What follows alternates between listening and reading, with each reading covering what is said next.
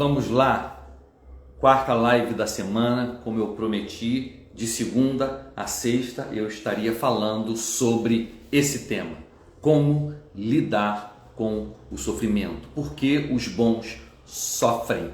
E eu estou aqui então na quarta live. Márcia, seja muito bem-vinda, você é a primeira a entrar aqui na sala. Márcia, muito bem-vinda, é a Márcia do Marcelo. Pois bem, a quarta live consecutiva sobre o tema sofrimento. São muitos assuntos que podem ser abordados dentro desse tema. Por que o justo sofre? Como ressignificar o sofrimento, usá-lo para a glória de Deus e para o nosso crescimento pessoal. Como orar. Hoje eu quero falar da oração que se faz em tempo de sofrimento. Uma das orações que nós podemos e devemos fazer em tempo de sofrimento. Então eu vou dar esse tema, né? A oração que deve ser feita em tempo de sofrimento e de dor.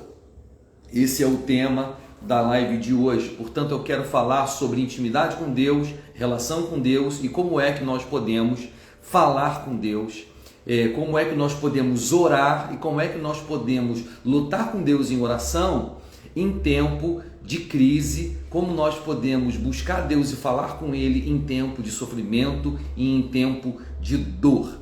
Eu quero falar sobre um tipo de oração que é muito mal vista pelos evangélicos nos dias de hoje, e eu vou explicar por quê. Que é a oração que eu vou chamar hoje de oração de ousadia. Oração de ousadia. E eu quero mostrar para vocês isso na Bíblia, e eu quero mostrar para vocês como é que isso se dá, né, nas Escrituras, quando os homens de Deus são ousados no seu pedido a Deus, no seu questionamento, na forma de falar, na linguagem que eles usam, o que lhes garante o direito de falar assim com Deus, né? E eu quero falar um pouco do porquê a gente lida mal com esse tipo de intimidade ousada para com Deus, né? Então vamos lá. Eu quero analisar, portanto, hoje um salmo. Se você quiser pegar a sua Bíblia, é muito interessante que você a pegue. Eu quero analisar para isso o Salmo 44, do verso 9 em diante. Eu quero analisar com vocês o Salmo 44. O Salmo 44 é um salmo de lamentação. A maioria dos salmos, a maior parte dos salmos é chamada de salmo de lamentação, que é um tipo de salmo. Então você tem salmo de adoração, salmo de agradecimento, de ação de graças, né? Alguns tipos de salmo. Esse é o salmo de lamentação. A maior parte dos salmos da Bíblia é salmo de lamentação. E o que configura e o que caracteriza um salmo de lamentação? Então eu vou explicar o que é lamentação do ponto de vista bíblico. Lamentação é quando você está esperando nas promessas de Deus e as promessas de Deus não estão acontecendo. O que o cristão faz quando a promessa de Deus não se cumpre? Uma outra forma de você falar que a promessa de Deus não está se cumprindo é quando Deus esconde o rosto. Quando Deus esconde o rosto, na Bíblia nós vamos encontrar eles falando que Deus está manifestando a sua ira. Daí, Martinho Lutero, o meu teólogo preferido, chama o Deus que está manifestando a sua ira, que está escondendo o seu rosto, ou escondendo a sua bondade, de o Deus oculto. Também tem um nome difícil que se dá para essa característica de Deus, que Lutero chama de o Deus abscôndito. Se você tem interesse em estudar teologia, história da teologia, você vai encontrar nos seus estudos, em algum momento, esse termo, o Deus abscôndito, também o Deus oculto. E aí Lutero faz uma distinção entre o Deus oculto e o Deus revelado. O Deus oculto é o Deus que oculta a sua bondade e, portanto, manifesta a sua ira. E aí a ira de Deus é simplesmente a ocultação da sua bondade. Ele oculta a sua bondade e deixa o seu povo por conta própria. A gente entende que quando Deus oculta o seu rosto, oculta a sua bondade, deixa o seu povo por conta própria, estamos debaixo de ira, tá? Eles chamam esse Deus, o Deus que oculta a sua bondade, de Deus abscôndito ou Deus oculto. O contrário disso é o que Martinho Lutero chama de o Deus revelado. É quando Deus resolve revelar a sua bondade, se revelar como Salvador. Então, muitas vezes Lutero diz que oração, preste atenção nisso, oração é fugir de Deus para Deus. Oração, portanto, é fugir do Deus que se oculta, que oculta a sua bondade, para o Deus que se revela, para o Deus que revela a sua bondade. Então, orar é você fugir do Deus irado para o Deus misericordioso, compassivo. E aí é você lutar com Deus para que Ele resolva mudar a face dele no trato com você. Né? É como se Deus tivesse duas facetas, né? Uma face irada e uma face misericordiosa. Quando as promessas dele não estão se cumprindo, quando você se sente abandonado por Deus, quando você sente que Ele não está te salvando e aplicando sobre a tua vida as promessas dele, você entende que Ele está ocultando a bondade. E aí você clama a Ele pedindo para que Ele revele a misericórdia dele. Essa é a principal característica dos salmos de lamentação. Então, por exemplo, a gente tem um livro chamado Lamentações, que é Lamentações de Jeremias, né, que é todo assim, ele clamando a Deus por misericórdia. Então, lamentação não é uma lamúria, né, e nem é um lamento do tipo, ai meu Deus, por que eu estou assim? Não, é uma luta com Deus. Quando a gente apresenta para Deus, e aí existe existe um padrão na oração dos homens de Deus da Bíblia, que são as orações de lamentação. A lamentação, ela está longe de ser triste, ela é na verdade uma luta de fé, de confiança nas promessas de Deus. E porque as promessas de Deus não estão se cumprindo, os crentes ficam confusos.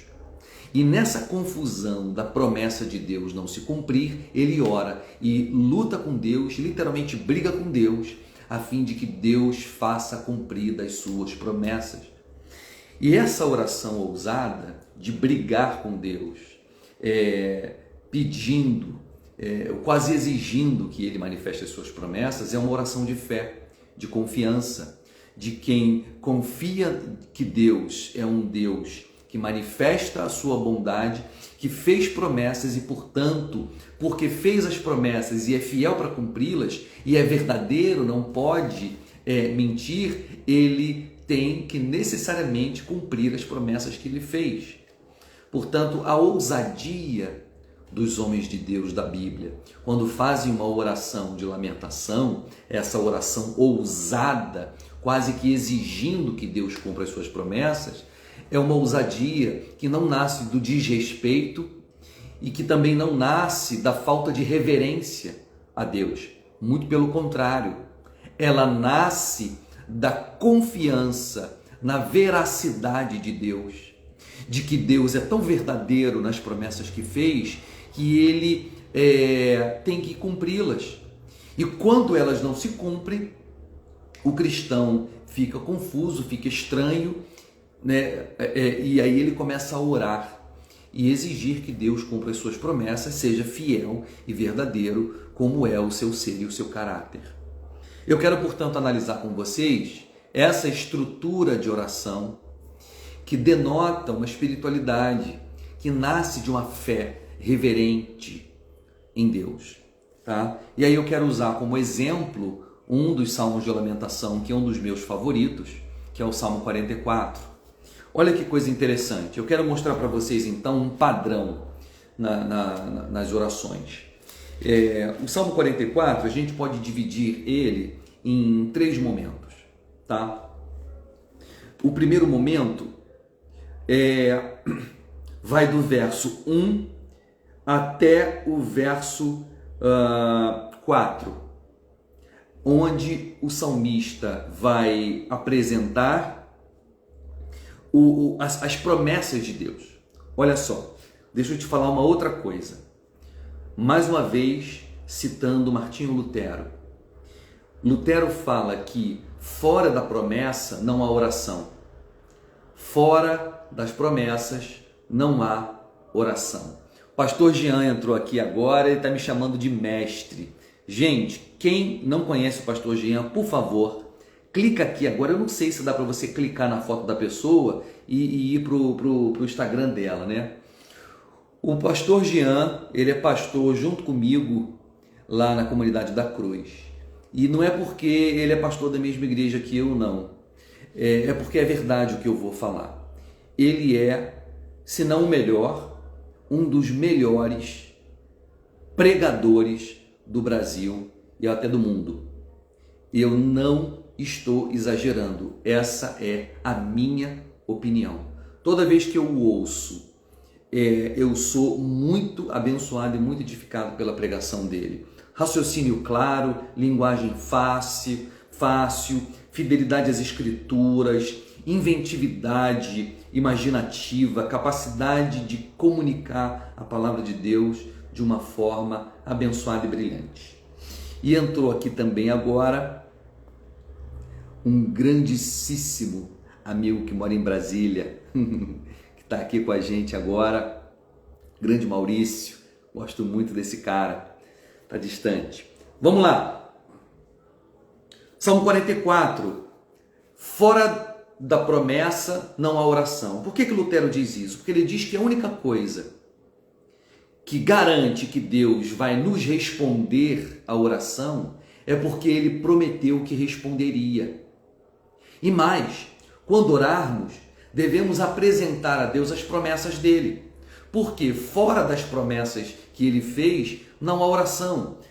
A base, portanto, a confiança da oração não está na sua santidade, na sua consagração, no seu jejum, não está na verdade ou na legitimidade do seu coração, não está em nada disso.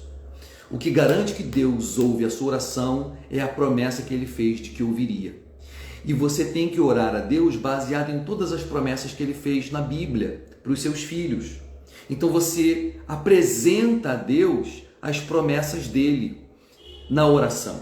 O salmista começa o Salmo 44, portanto, se você está entrando agora,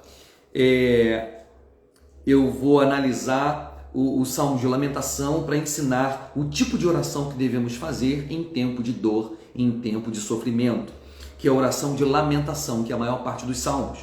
E eu quero usar como exemplo o Salmo 44, o meu salmo favorito, no que diz respeito a Salmo de Lamentação. Ele começa a apresentar as promessas de Deus. Olha só, ele diz assim, Salmo 44, verso 1: Ouvimos, ó Deus, com os próprios ouvidos. Nossos pais nos têm contado o que outrora fizeste em seus dias. Ele está dizendo, bom, vamos lá. Como por suas próprias mãos desapossaste as nações e os estabeleceste, oprimiste os povos e aos pais deste largueza. Pois não foi por sua própria espada que possuíram a terra, nem foi o seu braço que lhes deu vitória, e sim a tua destra e o teu braço e o fulgor do teu rosto, porque te agradaste deles. O salmista começa a sua oração a Deus, apresentando para Deus as promessas. E ele diz que ele cresceu aprendendo, ouvindo dos seus pais, que na batalha não foram os seus pais com a destreza e com a força deles que venceu as batalhas, não, mas foi o Senhor com o poder da sua força, da sua destra, que venceu as batalhas por eles. Ele disse, eu cresci, Senhor, aprendendo isso, a promessa de que o Senhor é um Deus que vai adiante de nós nas nossas lutas e vence as batalhas por nós.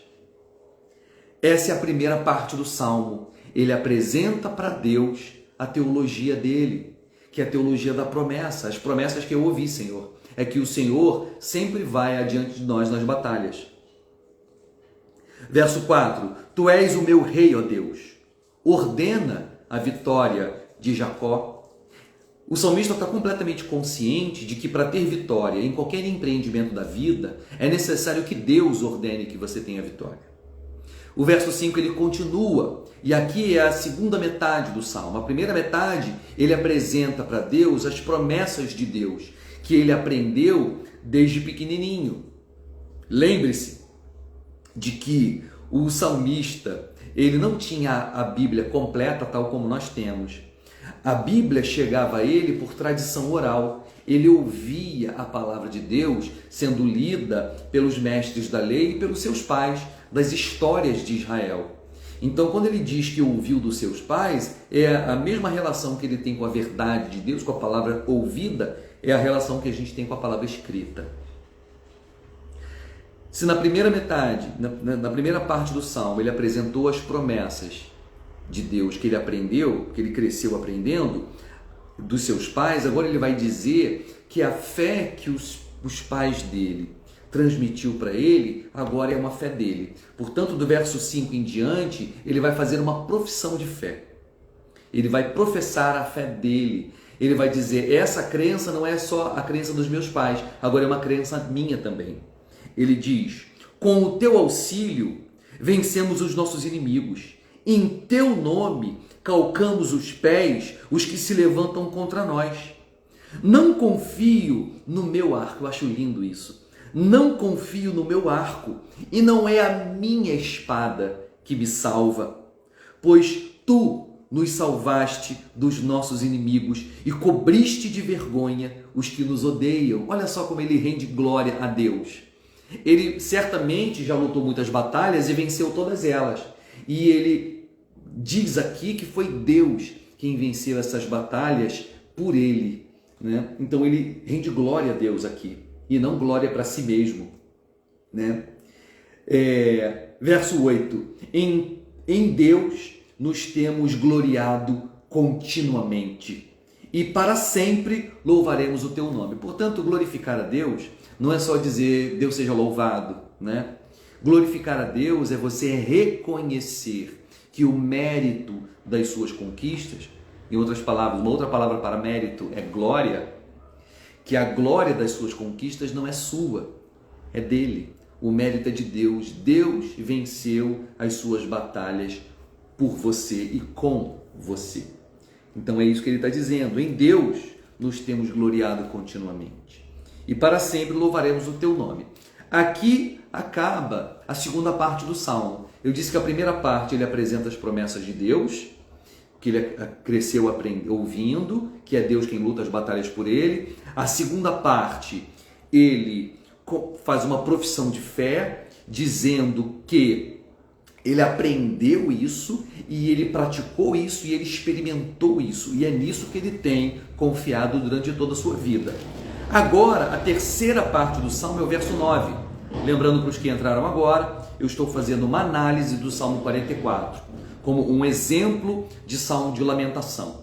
E por que eu estou lendo um Salmo de lamentação? Porque eu quero ensinar hoje sobre como orar em tempo de crise, de dor e de sofrimento. E eu quero ensinar um tipo de oração que eu estou chamando de oração de ousadia. E eu quero mostrar para você por que dessa ousadia. Essa ousadia na oração, ela nasce de um desrespeito e de uma irreverência para com Deus? Não, pelo contrário. Essa ousadia, ela nasce de fé e confiança nas promessas de Deus, que quando não se cumprem, o orante deve apresentar a Deus as promessas e lutar com Deus em oração, clamando, quase exigindo. Quero colocar aspas nessa palavra, mas eu quero frisá-la, quase exigindo que Deus cumpra as suas promessas. Aí você diz, Michel, essa oração não me cai bem, não gosto dessa coisa de exigir Deus. Tudo bem, fica mais um pouquinho aqui e deixa eu te explicar de onde vem isso, por quê? Porque esse é o tema da live de hoje. Portanto, eu estou analisando o verso 44, o Salmo 44. Agora o verso 9, a terceira parte do Salmo. Ele primeiro apresentou para Deus as promessas dele, depois ele fez uma profissão de fé, dizendo que ele viveu e acredita, vive acreditando nisso, ele experimentou isso. Agora vem o lamento, que é a queixa. Portanto, lamentação é queixa. Uma queixa porque as promessas de Deus não estão se cumprindo. A maior parte dos salmos, dos 150 salmos da Bíblia, a maioria deles é constituído por salmo de lamentação, que é uma queixa com Deus. E qual é o motivo da queixa? O motivo da queixa é porque Deus recolheu a sua bondade, a sua misericórdia e não está, naquele momento, cumprindo as suas promessas. E que promessas são essas? Todas as promessas que nós encontramos da Bíblia, de salvação, e aqui no caso, a promessa que o salmista começa apresentando, de que Deus vai à frente do seu povo vencendo as batalhas por eles. Ele vai reclamar. Então veja a linha de raciocínio do salmista. Ele primeiro começa apresentando a promessa de Deus, depois ele apresenta a devoção dele, o quanto ele tem vivido baseado nessa promessa. E agora é a queixa, como essa promessa está falhando. Agora, porém, tu nos lançastes fora. Aqui começa a queixa. Agora, porém, tu nos lançastes fora e nos expuseste à vergonha. E já não sai com os nossos exércitos. Ou seja, a gente está indo para a batalha sozinho. Tu nos fazes bater em retirada à vista dos nossos inimigos. E os que nos odeiam nos tomam por seu despojo. Ou seja, o Senhor está fazendo a gente sair correndo diante do inimigo, envergonhado. Agora, olha o verso 11. Entregaste-nos como ovelhas para o corte e nos espalhaste entre as nações. O verso 12, para mim, é uma acusação, tá? A Deus. E é uma acusação muito contundente. Olha o que ele diz. Vendes por um nada o teu povo e nada lucras com o seu preço. Olha o que ele está dizendo, gente. Senhor, o Senhor vende a gente a troco de nada. E o que o Senhor ganha com isso? Não ganha nada. Senhor, o Senhor está vendendo na Bíblia a Mensagem. Eu gosto muito dessa Bíblia aqui. Bíblia a Mensagem, ela foi traduzida por Eugene Peterson, um homem de Deus extraordinário, que infelizmente já morreu recentemente. Ele diz, vendes com desconto o teu povo e não tem nenhum lucro com isso. A queixa, a reclamação e a acusação que o salmista está fazendo a Deus é de que Deus está vendendo o povo a troco de nada e não está tendo nenhum lucro. Ele está dizendo, Senhor, está te fazendo bem fazer a gente sofrer? O Senhor está ganhando alguma coisa com isso? Não, não está ganhando nada. Olha a ousadia do salmista. Olha a acusação que ele está fazendo a Deus. Verso 13, ele continua. Tu nos fazes opróbrio dos nossos vizinhos, escárnio e zombaria aos que nos rodeiam. Põe-nos por ditado entre as nações, alvo de meneios de cabeça entre os povos. Meneio de cabeça é aquela coisa assim, sabe? Ele diz, a gente passa, Senhor, as pessoas fazem assim pra gente. A gente está completamente envergonhado. Verso 15, a minha ignomínia está sempre diante de mim, cobre-se de vergonha o meu rosto. Ele está muito preocupado com a honra dele. E a grande reclamação dele a Deus é que ele está envergonhado. E ele espera que Deus tire dele essa vergonha. Olha que interessante. Verso 17. Isso aqui é muito interessante. A primeira coisa que a gente pensa quando lê um salmo desse é que o povo está sofrendo porque Deus os deixou por causa de pecado, né? É o que na teologia de Martinho Lutero ele chama de a ira compreensível de Deus. A gente vai ver isso largamente, por exemplo, no livro de Juízes. O povo faz o que é mal aos olhos de Deus, Deus então disciplina o povo, permitindo que o povo seja oprimido pelos adversários. Quantas vezes a gente viu Deus disciplinar os seus filhos na Bíblia, permitindo que praga, doença, guerra, morticínio, pobreza venha sobre o povo como instrumento da sua ira e da sua disciplina, para que o povo se arrependa dos seus pecados, se converta dos seus maus caminhos e volte ao Senhor. Ok. A isso, Martinho Lutero, o teólogo que eu estou usando como referência hoje, é o que ele chama de a ira compreensível de Deus, porque a gente compreende muito bem o motivo dessa ira, né? Aqui nesse salmo, não é essa a ira de Deus, e o verso 17 vai deixar isso muito claro. Nesse salmo, a ira de Deus é a que Lutero chama de a ira incompreensível. Ira incompreensível. A ira incompreensível de Deus é aquela que a gente não compreende. Por quê? Porque não há motivo nenhum para Deus estar deixando a gente passar por opressão. Olha só o verso 17. Tudo isso nos sobreveio. Entretanto, não nos esquecemos de ti, nem fomos infiéis à tua aliança. Não tornou atrás o nosso coração, nem se desviaram os nossos passos dos teus caminhos, para nos esmagares onde vivem os chacais e nos envolveres com a sombra da morte. Se tivéssemos esquecido o nome do nosso Deus, ou tivéssemos estendido as mãos a Deus estranho, porventura não o teria atinado Deus, ele que conhece os segredos dos corações? Mas por amor de ti somos entregues à morte continuamente. Somos considerados como ovelhas para o matadouro. Agora, ele vai fazer um outro pedido que para mim é muito ousado e a gente encontra nos Salmos várias vezes. Apesar da Bíblia, no próprio Salmo, dizer que Deus não dorme e nem cochila o guarda de Israel, aqui o salmista vai fazer uma acusação muito grave a Deus. Ele diz, verso 23, desperta, por que dorme, Senhor? Desperta, não nos rejeites para sempre. Gente, se você acha que isso aqui não é ousadia, eu quero te dizer que é uma ousadia muito grande. Imagina que você é funcionário de uma empresa, tá? De uma grande empresa, e a empresa está indo mal das pernas. Está perdendo cliente, está fechando no vermelho já há alguns meses, e aí você pede uma audiência com o chefe, com o CEO da empresa. E aí ele concede a audiência, você entra na sala dele e ele diz, pois não, você diz, olha, eu quero fazer algumas reclamações aqui. Aí o CEO, você quer reclamar de quê? Pois eu quero dizer assim que já tem 3 meses que eu recebo meu salário pela metade, eu estou recebendo atrasado, eu estou vendo que o meu fundo de garantia não está sendo depositado, as coisas não estão indo nada bem na empresa, e o chefe está te ouvindo, está dizendo, e aí o chefe pergunta, e ao que você atribui essa crise pela qual nós estamos passando? Aí você, funcionário, diz para o CEO da empresa, olha, eu atribuo ela ao senhor. Aí o chefe, a mim? Ao senhor. Olha, quantas vezes a gente chegou aqui e viu o senhor cochilando? Viu o senhor dormindo no horário de trabalho? As coisas acontecendo, aí o senhor não faz nada.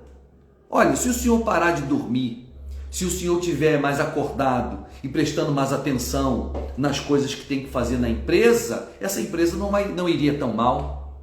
O que você acha que teu chefe faria? É muito provável que ele te demitisse, porque é de uma falta de respeito e de uma ousadia enorme você falar assim com seu chefe. Pois não é exatamente o que o salmista está falando para Deus? Que as coisas estão indo mal porque Deus anda dormindo demais? Desperta! Por que dorme, Senhor? Desperta! Não nos rejeites para sempre. Ele está acusando Deus de estar dormindo em serviço, de não estar desperto e atento o guarda de Israel. Se isso aqui não é ousadia, eu não sei mais o que é. Sabe o que é interessante? Que as nossas orações são tímidas. As nossas orações são tímidas. E não só as nossas orações, toda a nossa espiritualidade é tímida. Não no sentido de vergonha, mas no sentido de intimidação. Nós vivemos intimidados pela glória de Deus, ao invés de termos intimidade com Deus e liberdade para falar com Ele o que a gente pensa, a partir daquilo que Ele nos permite falar. Na sua palavra Ele nos permite. Deixa eu contar aqui rapidamente uma experiência que eu tive com Deus. Eu gostava muito de orar de noite, dava assim por volta de 11, meia-noite, a minha esposa e meu filho já estavam dormindo, eu ia para a varanda e eu ficava andando de um lado para o outro da varanda orando. Eu gosto de andar orando, né? Ao contrário de algumas pessoas que oram de joelhos, outras sentadas, outras em pé paradas, eu gosto de andar orando de um lado para o outro. E eu estava andando orando e naquela noite eu estava fazendo uma oração de intimidade. E a minha pergunta para Deus é: Senhor, você é meu amigo? Você é meu amigo?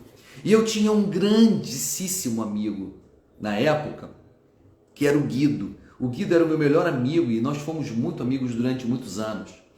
E aí eu fiz uma pergunta para Deus. Eu falei: Senhor, o Senhor é meu amigo, assim como o Guido é meu amigo? E aí eu fui ali e eu falei: eu posso te chamar de você, ao invés de te chamar de Senhor? E eu fiquei ali perguntando para Deus as coisas que eu me sentia à vontade para fazer com o meu melhor amigo, que era o Guido, né? E que se eu podia fazer isso com ele. Era mais ou menos 1h, 1h30 da manhã, o meu telefone celular que estava lá na sala começou a tocar. E eu fui atender, porque minha esposa e meu filho estavam dormindo. Eu fui atender e peguei o celular e o que estava escrito na tela? Guido. O Guido estava me ligando. E a gente se falava muito pouco, apesar dele ser meu melhor amigo.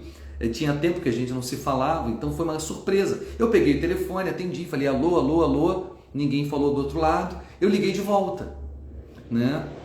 A pessoa, certamente ele, atendeu e desligou o telefone, né? Bom, eu não retornei, era 1h30 da madrugada. De manhã, no dia seguinte, eu liguei para ele. Falei: Guido, você me ligou ontem? Ele falou: não. Eu falei: cara, o meu telefone tocou 1h30 da manhã e apareceu na minha tela o teu nome, Guido, você me ligando.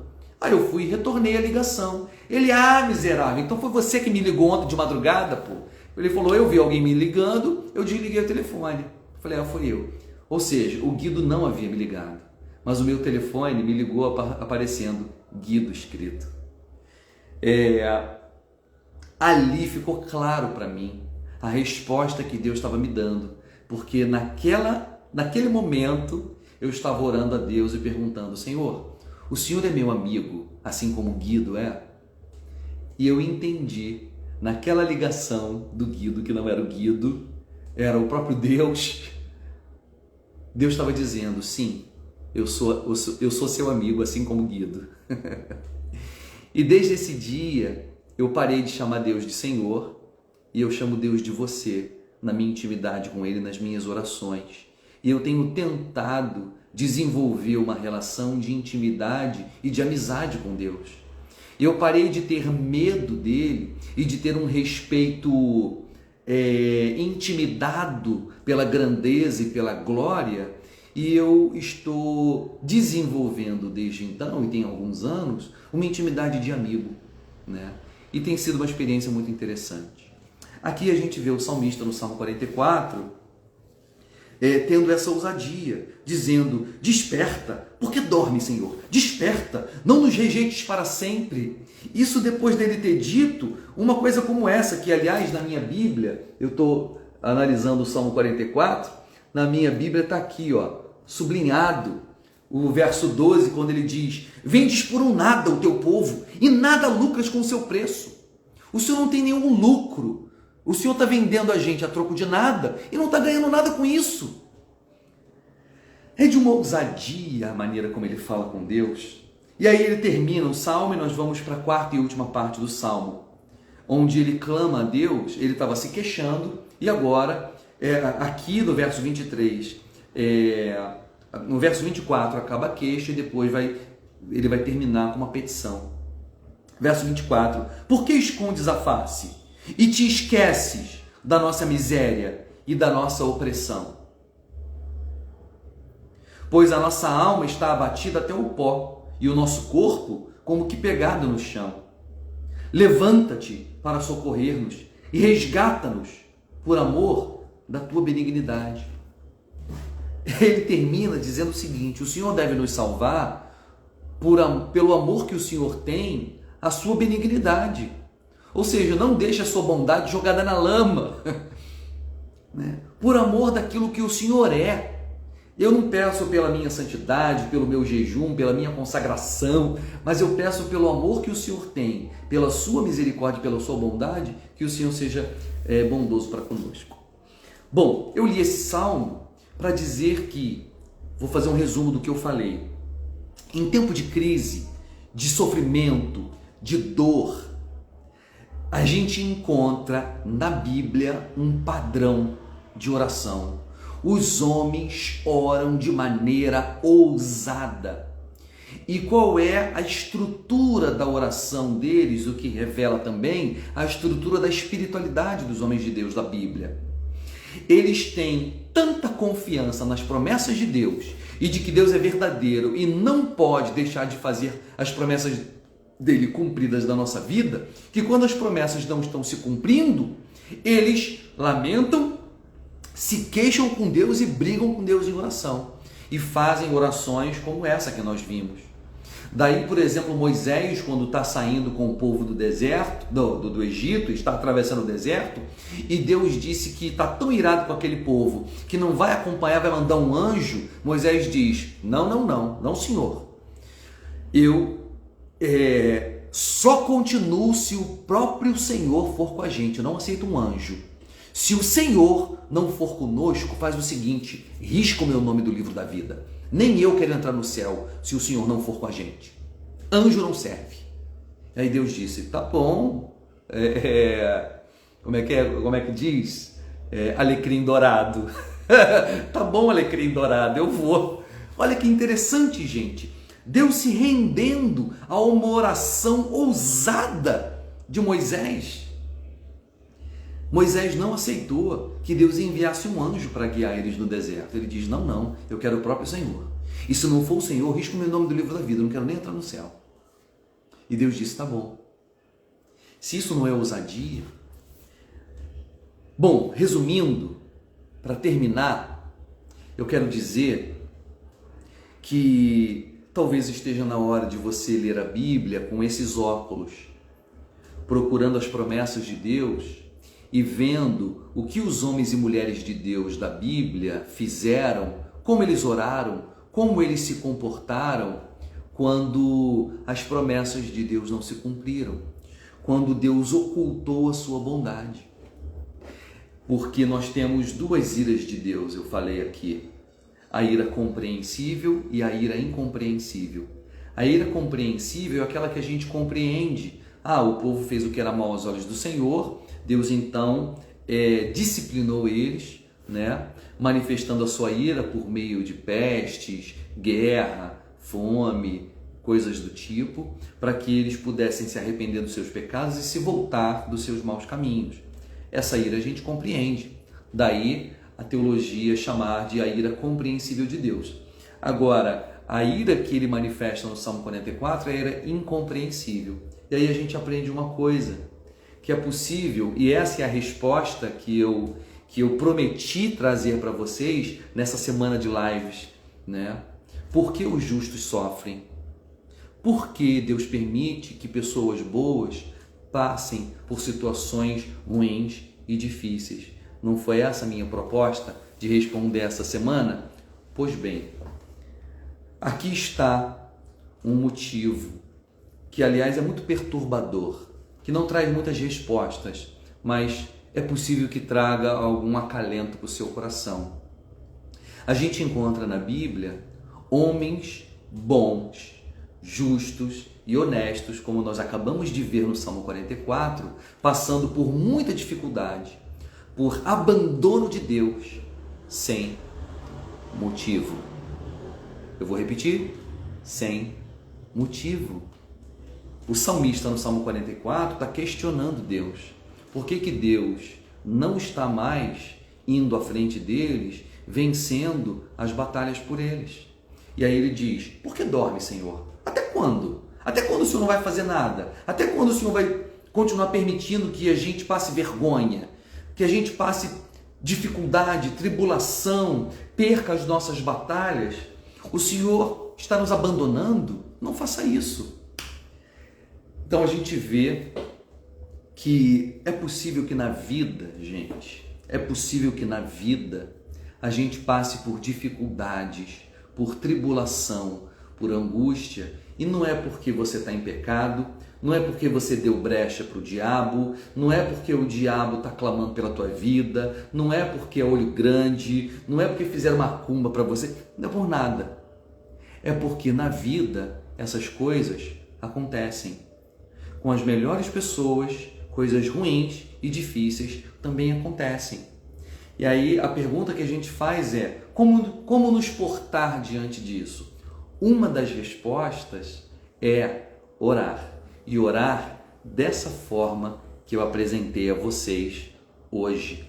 Oração de lamentação, né? E eu mostrei para vocês que a maioria dos salmos da Bíblia são salmos no estilo lamentação. Lamentação não é um lamento tal como a gente usa hoje, né? Na verdade é uma queixa, é uma reclamação ousada dos filhos de Deus, né? E um questionamento do porquê Deus não está cumprindo as promessas dele na nossa vida.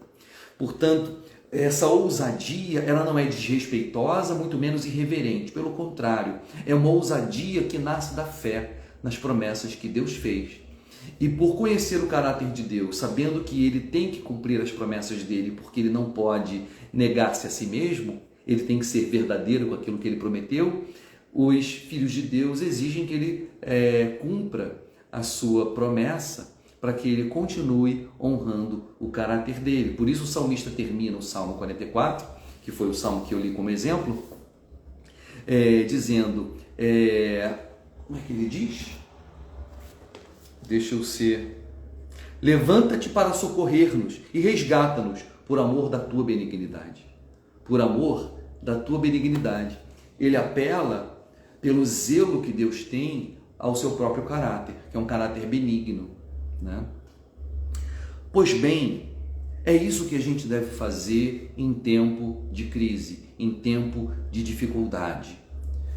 Nos apegar às promessas de Deus, que são promessas de salvação, de resgate, de auxílio, de socorro em tempo de angústia, de consolo, de conforto, porque a palavra de Deus diz que o Espírito Santo é o nosso consolador, é o nosso ajudador, e de que Deus é aquele que salva, atravessa a história para salvar os seus filhos, faz milagre, faz coisas extraordinárias.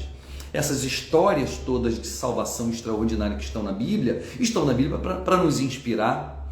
Ora, se quer nos inspirar, se Deus me diz em toda a Bíblia que ele atravessou a história e fez milagres extraordinários para salvar os seus filhos, o que ele quer produzir no meu coração e no seu coração com essas histórias? Senão que eu e você sejamos inspirados a crer que ele faz isso por nós. É óbvio. Se não é isso, por que seria? Então essas histórias, elas vêm como promessas do caráter de Deus, de como é que ele lida com os seus filhos. Então a gente espera que essas histórias e promessas se cumpram na nossa vida. Senão, não faz o menor sentido elas estarem ali. É só literatura. E a Bíblia não é só literatura, né? É inspiração para a vida. E aí nós devemos orar confiadamente, ousadamente, baseado nas promessas de Deus, clamando, nos queixando e quase que exigindo que as promessas de Deus se cumpram na nossa vida. Vamos parar por aqui. Essa é a live de quinta-feira, como eu prometi. Essa semana eu estaria de segunda a sexta. Essa é a nossa penúltima, amanhã é a última e eu vou analisar o livro de Jó amanhã. E eu quero ensinar para vocês e compartilhar com vocês um conteúdo muito especial sobre a graça de Deus no livro de Jó, ainda falando do tema por que os justos sofrem. Se você perdeu as lives anteriores, você pode ir no meu canal do YouTube, que lá você vai encontrar as lives que eu fiz segunda, terça e quarta, que foi ontem, e a de hoje também. Vou deixar aqui amanhã o dia, hoje e amanhã o dia todo no Instagram. Amanhã, no final do dia, eu tiro ela e coloco no YouTube. E você pode encontrar no meu canal do YouTube. Eu vou deixar o link aqui para você hoje, tá bom? Deus abençoe e até amanhã.